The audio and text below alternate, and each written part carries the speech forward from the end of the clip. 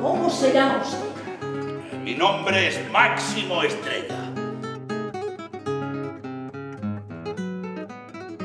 Soy ciego. Me llaman poeta. Vivo de hacer versos y vivo miserable.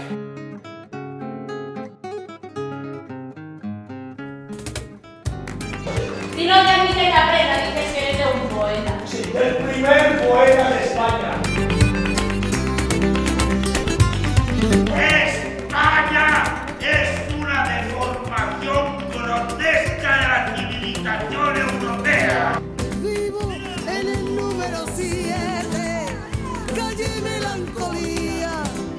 Quiero mudarme hace años al barrio de la alegría, pero siempre que lo intento ha salido ya el tranvía y en la escalera me